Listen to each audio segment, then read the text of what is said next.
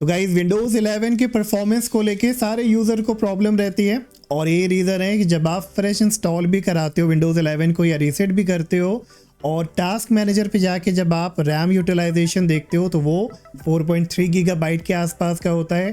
CPU section में अगर आप प्रोसेस काउंट चेक करोगे तो वो आपका अराउंड 160 होता है और इतना सारा जो बैकग्राउंड में आपका ये प्रोसेस चल रहा है यही कॉज होता है कि जब आप गेमिंग करते हो आपको वो परफॉर्मेंस नहीं मिलता है, एफपीएस ड्रॉप देखने को मिलता है। आप नॉर्मल और कोई भी काम करते हो लाइक वीडियो एडिटिंग है, नॉर्मल आप ग्राफिक डिज़ाइनिंग कर रहे हो या नॉर्मल काम भी करते हो तो लैगिंग, स्लो स्टार्टरिंग, ये सारी प्रॉब्लम आपको आती रहती है।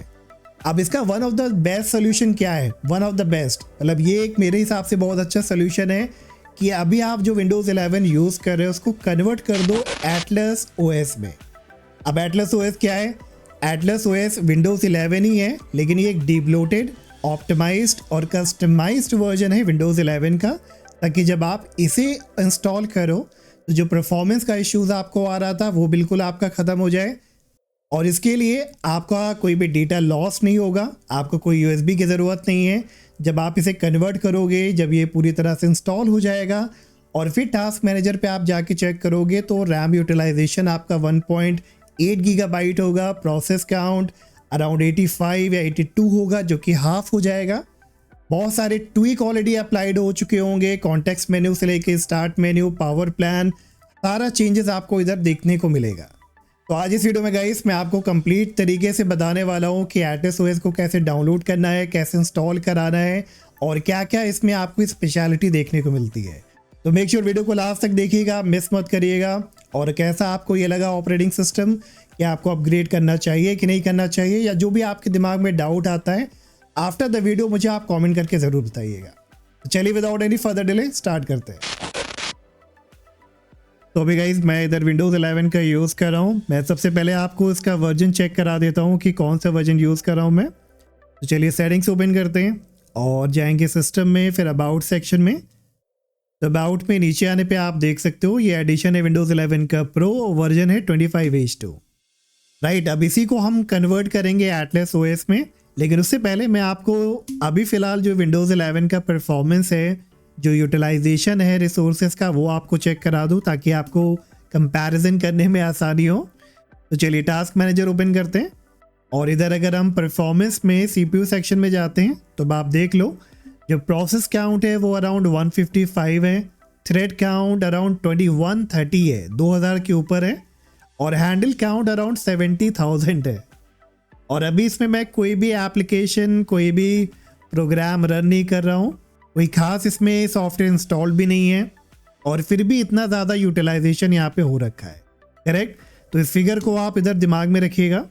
और जैसा मैंने आपसे बताया कि आपको इसमें कोई भी डेटा लॉस नहीं होगा, आपको किसी भी तरह की यूएसबी की ज़रूरत नहीं है। तो जितना डेटा, जितनी एप्लीकेशन आप देख रहे हो वो आपको दिखेगा कि एज इट इज़ है एटलस ओएस को इंस्टॉल करने के बाद भी।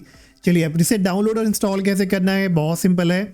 कोई भी आप अपना ब्राउज़र ओपन करिए, सर्च करिए एटलस ओएस और जो पहली वेबसाइट आ रही है एटलस ओएस वाली, ऑप्टिमाइज विंडोज़ डिज़ाइंड, इस पर आपको क्लिक करना है और इनकी ऑफिशियल वेबसाइट ओपन होगी और इधर सारी डिटेल दी हुई है, optimised Windows design for enthusiast, और इसके बारे में सारी डिटेल भी आप पढ़ सकते हो। नीचे आने पे आप देख सकते हो परफॉर्मेंस का, यूजेबिलिटी, प्रिवेसी, सारी चीज़ें उन्होंने मेंशन कर रखी है। और नीचे आने पे इन्होंने कंपैरिजन भी दे रखा है कि जो सीपीयू यूसेज आपका शुरू में 2 से 10% के बीच में होगा वो 0 पे आ जाएगा। जो आपका रैम यूटिलाइजेशन 3 गीगाबाइट के आसपास होगा वो आ जाएगा 1.5 गीगाबाइट के आसपास। और अगर आप गेमिंग कर रहे होगे तो एफपीएस अगर आपको अभी 220 मैक्सिमम मिल रहा है, 218 मिल रहा है, तो वो पहुंच जाएगा आपका 365 के आसपास। और ये इन्होंने ऐसे ही मेंशन नहीं किया है, इन्होंने टेस्ट किया है, उसके बाद जाके इन्होंने इन सारी डिटेल को शेयर किया है।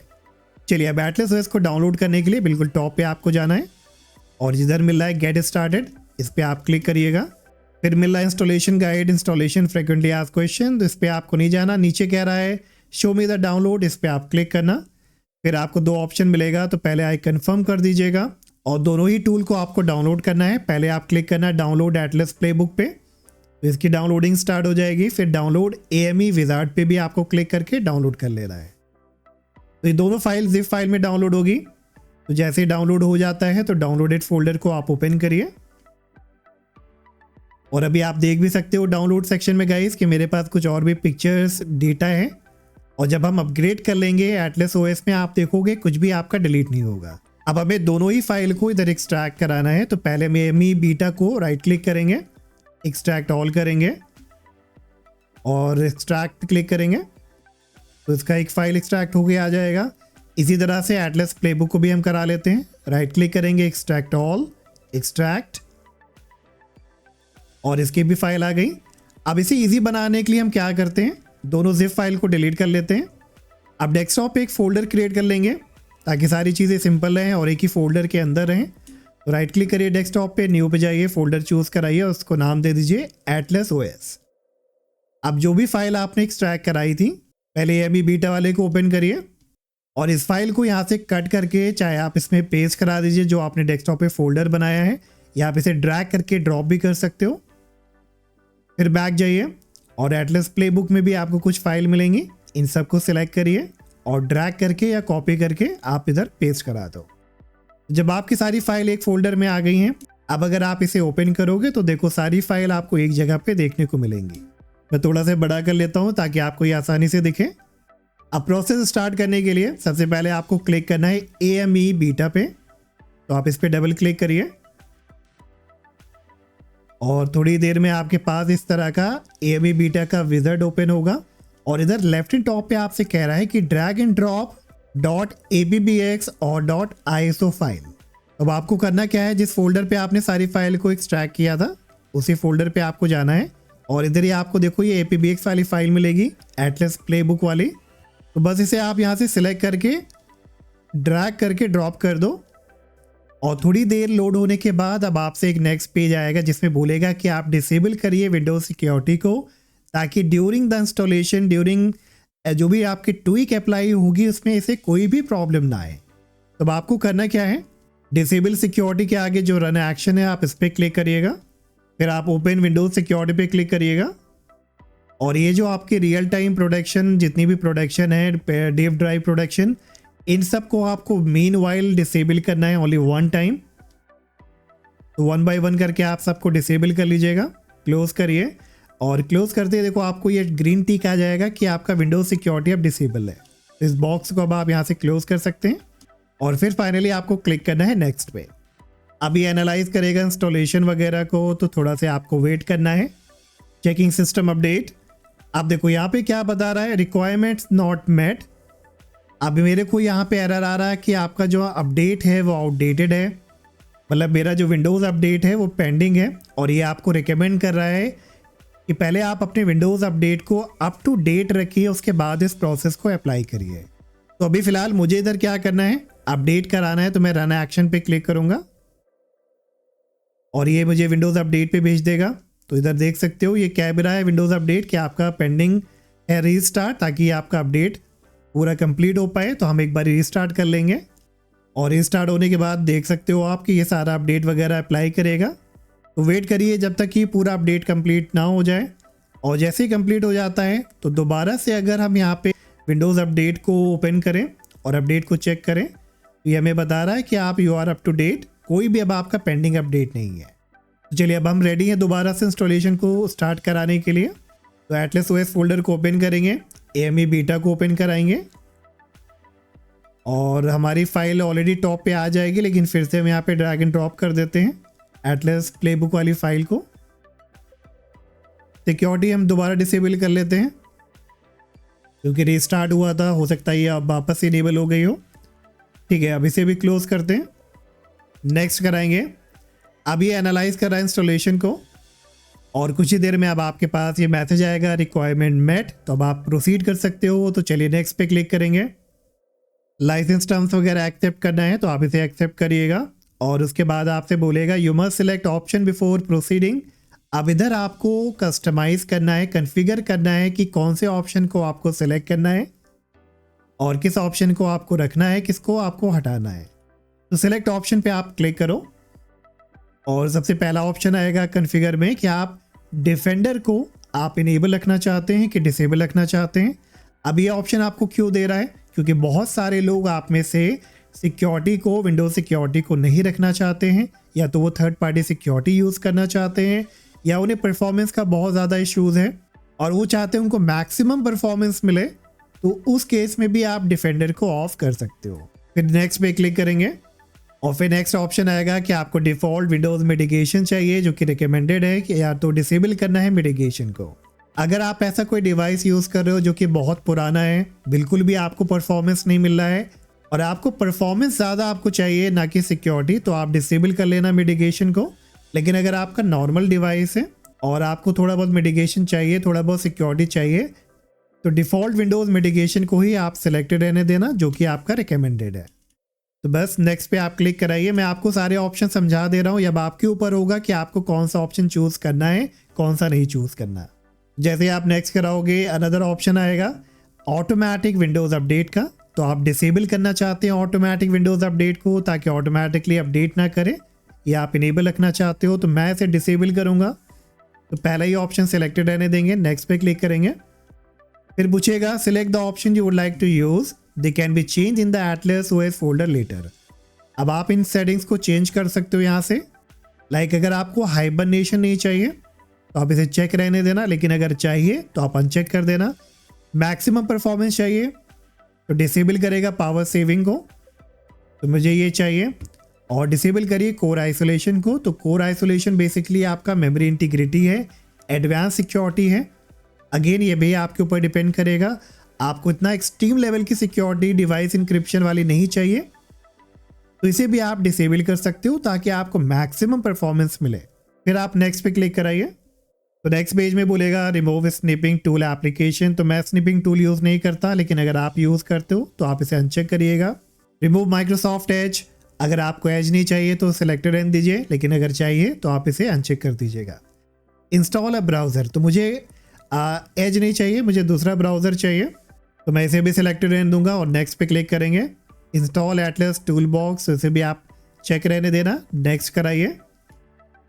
और फिर आपसे पूछेगा कि भाई कौन सा ब्राउज़र आप इंस्टॉल कराना चाहते हो। कुछ सजेशन आपको दे दिया है जो पॉपुलर है, लाइक ब्रेव है, फायरफॉक्स एंड क्रोम। तो मैं क्रोम सिलेक्ट कर लेता हूँ, आपकी जो मर्जी है आप वो सिलेक्ट कर सकते हैं। ओके पे क्लिक करेंगे। तो अब फाइनली सारा कॉन्फ़िगरेशन गाइस कंप्लीट हो गया है, तो हम क्लिक करेंगे नेक्स्ट पे। और अब जो है एटलस यहाँ पे एक्सट्रैक्ट करेगा प्लेबुक को, सारी ट्विक वगैरह अप्लाई करेगा, फाइल को कॉपी करेगा, ऑप्टिमाइज़ करेगा आपके कंप्यूटर को, जितने भी रिक्वायर्ड सॉफ्टवेयर हैं उन्हें डाउनलोड एंड इंस्टॉल कराएगा, कंपोनेंट स्टोर को इंस्टॉल कराएगा। तो ये थोड़ा सा टाइम लेगा गाइस, आपको वेट करना है, क्योंकि आपका ये फाइनल प्रोसेस होगा इंस्टॉलेशन का। आप सारी डिटेल भी इधर पढ़ सकते हो कि क्या क्या चीज़ें ये कर रहा है। और फिर जब ये ट्विक को रन कराएगा तो आप देख सकते हो कि आपका ये डार्क मोड में कन्वर्ट हो गया है, बैकग्राउंड भी ये चेंज हो चुका है, स्टार्ट मेन्यू का भी आइकन चेंज हो चुका है। ऑलमोस्ट डन है। अब ये फाइनली डिलोड करेगा, सारे स्क्रिप्ट वगैरह को रन करेगा, और जब ये फाइनली कंप्लीट हो जाता है तो ये बोलेगा play book completed and it will restart in 8 second. तो आपको वेट करना है, ऑटोमेटिकली अब ये रीस्टार्ट होगा, तो रीस्टार्ट होने दीजिए।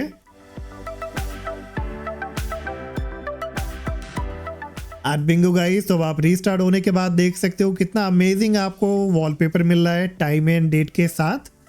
तो जैसे आप क्लिक करोगे इस पर, आपको लॉगिन करना है उसी यूज़र अकाउंट से जो आप नॉर्मली विंडोज़ 11 में यूज़ कर रहे थे। तो बस लॉगिन कराइए एंड बूम, अब आप देख सकते हो कि विंडोज़ 11 अब आपका कन्वर्ट हो चुका है एटलस ओएस में। रहेगा विंडोज़ 11 ही, लेकिन अब आपको बेहतर परफॉर्मेंस, बेहतर फील और कोई भी परेशानी नहीं होगी विंडोज़ 11 को यूज़ करने में। चलिए अब मैं आपको इसकी कुछ स्पेशलिटी वगैरह दिखा देता हूँ, लेकिन उससे पहले आप देख सकते हो कि हमारा कोई भी डेटा लॉस नहीं हुआ। सारी एप्लीकेशन एग्जिस्ट करती है डेस्कटॉप पे, सारे हमारे इमेजेस जो भी फाइल थी वो भी डाउनलोड में शो कर रही है। कॉन्टेक्स्ट मेन्यू चेंज हो चुका है, तो आपको ये बेसिक क्लासिक वाला जो मिलता था विंडोज़ 10 में वो वाला कॉन्टेक्स्ट मेन्यू मिलेगा।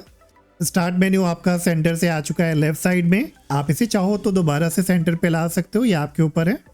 तो अगर स्टार्ट मेन्यू पे क्लिक करेंगे तो देख सकते हो कितना नीट एंड क्लीन आपको पेज मिल रहा है। ऑल प्रोग्राम पे भी आप देख सकते हो सारी लिमिटेड एप्लीकेशन है, जितने भी ब्लोटवेयर थे वो आपके इधर से रिमूव हो गए हैं। अब इसके बाद अगर मैं सेटिंग्स ओपन करूं तो सबसे पहले जाते हैं विंडोज़ अपडेट में। इधर आप आराम से अपनी विंडोज़ को अपडेट कर पाओगे बिना किसी प्रॉब्लम के। सिक्योरिटी सेक्शन पे जाने पे आपकी सिक्योरिटी अगर डिसेबल है तो आप इसे इनेबल कर सकते हो, कोई प्रॉब्लम नहीं आएगी आपको, ठीक है। बाकी एज इट इज़ आपको मिलेगा। और इतना ही नहीं, अगर आप डेस्कटॉप पे देखोगे तो आपको यहाँ पे एक 2 आइकन ऐड हुए मिलेंगे, लाइक एटलस टूल बॉक्स है और एटलस है। तो मैं आपको ओपन करके दिखाता हूँ पहले टूल बॉक्स को। तो पहले होम सेक्शन में इनके डॉक्यूमेंटेशन, डिस्कॉर्ड या सपोर्ट पेज है। उसके बाद आता है इंस्टॉल सॉफ्टवेयर का। तो इधर से आप बहुत ज़रूरी सॉफ्टवेयर जो हैं उनको आप इंस्टॉल करा सकते हो 1 क्लिक में। लाइक जो ब्राउज़र है, डिस्कॉर्ड है, स्टीम है, एवरीथिंग का टूल बार आता है वो से आप करा सकते हो। VLC है, 7-Zip है, स्पॉटिफाई, OBS स्टूडियो। तो ये सारे एप्लीकेशन को आप 1 क्लिक में इंस्टॉल करा पाओगे। फिर जनरल कॉन्फ़िगरेशन में आपको बहुत सारे ऑप्शन मिलेंगे लाइक AI फीचर का। तो अगर आपको बाद में माइक्रोसॉफ्ट को पायरेट वगैरह को इनेबल कराना है, जो कि इसने बाय डिफ़ॉल्ट डिसेबल कर दिया है, तो आप इसे आके इनेबल भी कर सकते हो। तो ओवरऑल ऐसा नहीं है कि जो ट्विक अप्लाई हो गए हैं एटलस OS की तरफ से, हो सकता है उनमें से कुछ ट्विक आपको पसंद ना आए। बहुत सारी चीज़ों को इसने डिसेबल कर दिया लेकिन वो आपको समझ में नहीं आ रही है, तो आप इन ऑप्शन पे आके इसको इनेबल कर सकते हो। ऑटोमेटिक अपडेट है, डिलीवरी ऑप्टिमाइजेशन है, हाइबरनेशन है, पावर सेविंग है।